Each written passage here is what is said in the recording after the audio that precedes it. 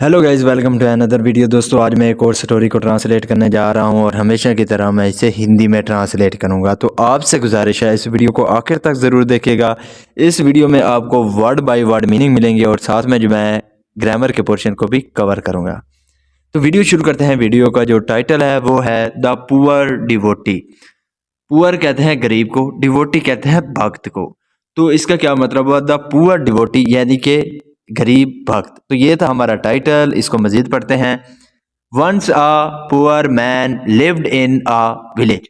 Once यानी कि एक समय की बात है या एक वक्त की बात है। अ पुअर मैन एक गरीब आदमी, लिव्ड रहता था, सेकंड फॉर्म है, इन अ विलेज एक गांव में। तो इसका क्या मतलब हुआ? Once a poor man lived in a village के एक बार एक गरीब आदमी एक गांव में रहता था।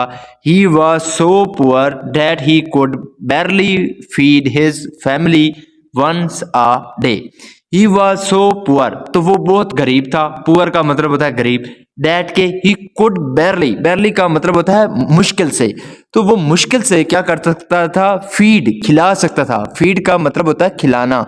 तो बड़ी मुश्किल से वो खिला सकता था हिज फैमिली, अपनी फैमिली को, वंस अ डे, दिन में एक बार। तो इसका क्या मतलब हुआ? ही वॉज सो पुअर, वो इतना गरीब था, that he could barely feed his family once a day, कि वो बड़ी मुश्किल से अपनी फैमिली को एक दिन में खाना खिला सकता था। He was leading a miserable life.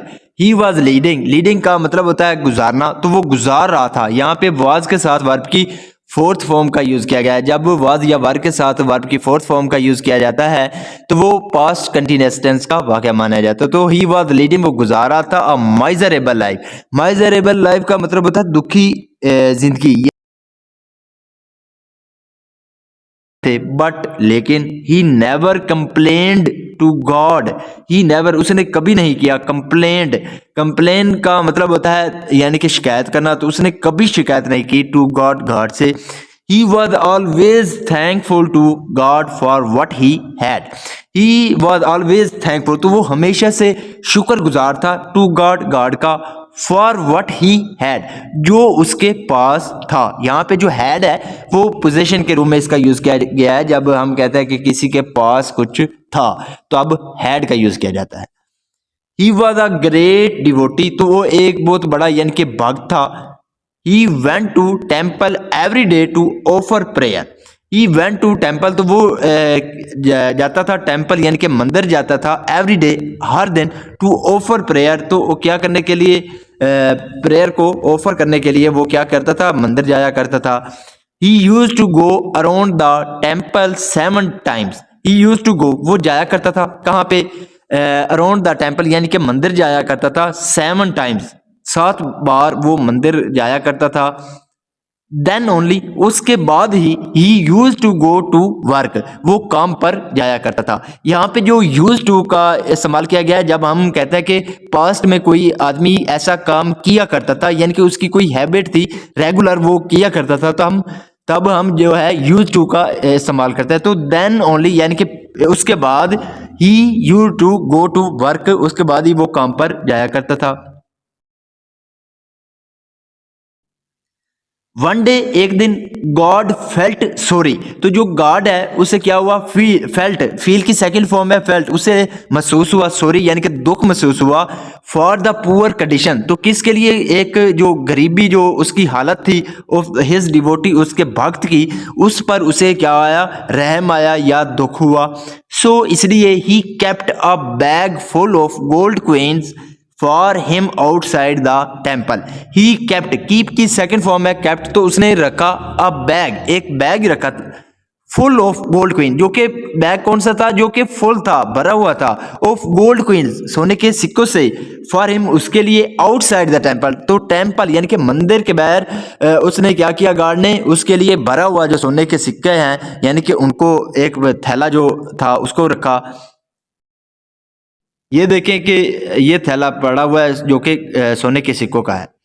Next morning, अगली सुबह, the devotee went to the temple, तो जो डिवोटी यानी कि जो वो भक्त था वो गया। वेंट, गो की सेकंड फॉर्म है वेंट, वो गया टू द टेम्पल, मंदिर गया।